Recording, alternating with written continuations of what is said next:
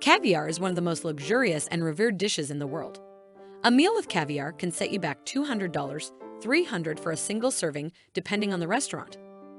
Essentially, caviar is salted fish eggs that are unfertilized and extracted from different species of sturgeon fish. These are the most primitive fish that have spawned the water since the time of dinosaurs. Sturgeon fish live a long life and can grow as old as 100 years. Unfortunately, overharvesting has endangered the species, compelling the authorities to regulate and ban sturgeon fishing. Humans first started eating caviar thousands of years ago. Fossil records have found sturgeon to be a vital part of fishermen's diet in Asia, Europe, and America. It is believed Greek by the 4th century started harvesting sturgeon eggs for festivals, while Persian collected the sturgeon roe from the riverbeds that flowed through their cities. The name caviar also has a Persian origin and is derived from the word caviar, which translates to egg. You see, caviar was not always considered a luxury food item. It was an affordable and accessible dish for the longest time.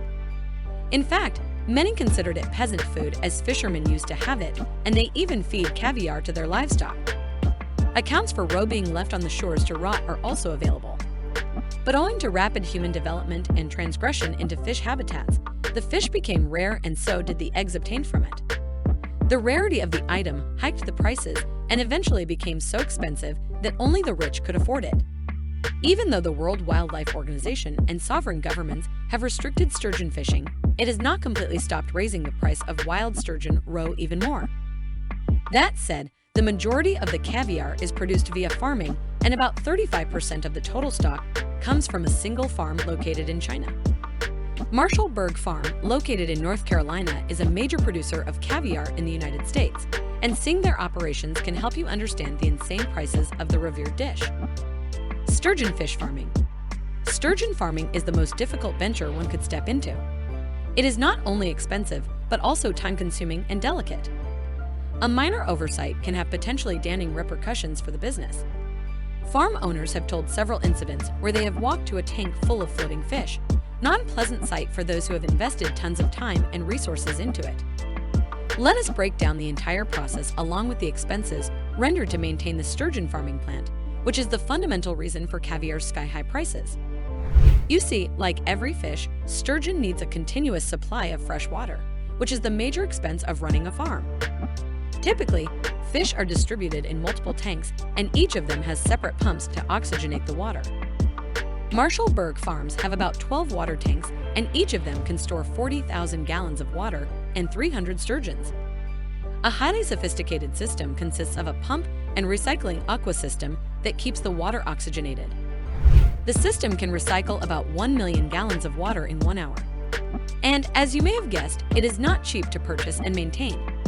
The entire system can cost roughly about $500,000 to install and thousands of dollars to maintain. It must also be mentioned that sturgeon fish have about 28 species, and not all of them are viable for the caviar extraction. Typically, beluga and sterlet sturgeons are used in farming. White sturgeon, also known as albino sturgeon, is also used for farming, but it is extremely rare owing to the rarity of species. The biggest challenge in maintaining these farms is the sturgeon only becomes viable for roe extraction after hitting puberty, which takes about 8 to 20 years depending on the species. Essentially, farm owners have to keep them alive for at least 8 to 10 years to get a decent yield and make a profit. They must maintain the optimum water temperature, pH, and nutrients in the storage tanks. If either of these goes wrong in that duration, the farm owners are in for a massive loss. The process starts by nursing the batch of fish in a small tank because it is easier to maintain and regulate. Once the fish grow to a certain size, they are taken out from the nursery and left in bigger tanks where they can grow further. Soon after they are left in the bigger tanks, continuous monitoring is started. As you already know, only female fish are viable for caviar extraction, but distinguishing the gender of sturgeon is quite challenging. The gonads of sturgeons are completely developed only after the age of 5 to 6 years. Only then, the farm owners can distinguish both genders, and males are taken out from the tanks. Male sturgeons usually go into meat production, but some may be used for breeding. The number of males in a tank can vary. Some tanks may have more than 60%, while others may have only 10 to 20% males of the total population. Fish are supplied with the diet about 20 days a month. It is a special diet, rich in nutrients and minerals, which neither float nor disintegrate in the water. For every 3 pounds of diet a fish consumes, it grows 2 pounds.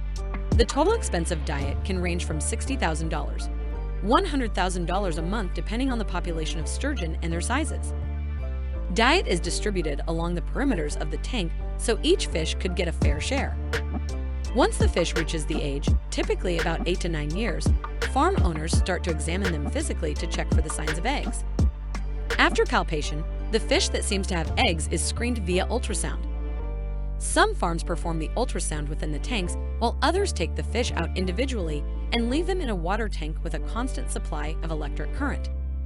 The current is low voltage, which calms the fish down and frees them from the stress. Some farms also use sedatives, but that impacts the taste and quality of the roe. Before moving to extraction, the viable fish are left in clean water to remove dirt and other odors from it. It enhances the taste of caviar. Experts take the most viable fish out of the farm and begin extracting roe. Typically, the fish is euthanized and cut to collect the roe.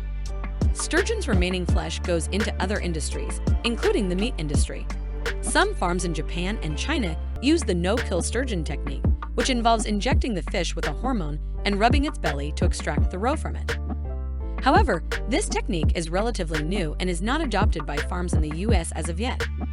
After the extraction, the roe is roughly divided into 2 categories based on the texture and egg size. Both batches are then cleansed with water, followed by draining. The roe batch is then subjected to sieves, allowing only those with a size above 2.5 millimeters to pass through them. These eggs are considered premium and draw higher prices. The remaining roe makes it to the standard category. Once the roe is categorized, it is then mixed with mine salt, and this is the step where roe finally becomes caviar. A single fish can yield up to 2 kilograms of caviar that sells for more than $5,000. The caviar is packed into airtight containers before transportation to retail outlets and restaurants. Again, it is a delicate process because even a little volume of air can make the caviar smell fishy. Some people like to age their caviar because it enhances the taste, but it is not something that is widely accepted by chefs around the world. Most believe caviar is best served and eaten afresh. Understanding the entire process of caviar must have made you realize why the item is so highly priced. Farms selling caviar at higher prices are not necessarily making as much profit as you think. Their expenses are also just as much. The reason it has become a luxury food item is simple, and that is rarity. It is the same dish that was consumed by the peasants, and it was even served at sell-ins for free, like bar nets. But unfortunately, excessive harvesting and human transgression into sturgeon's habitat have made the species endangered. Thus, even though the taste of the item has not changed, the prices have skyrocketed. Perhaps the story of caviar is a lesson from nature to conserve our resources before only a handful of people can afford them. That is it for this video. We hope it has been informational and fun. Let us know what you think of the video in the comment section and stay connected with the channel. As always, we will see you at the next one.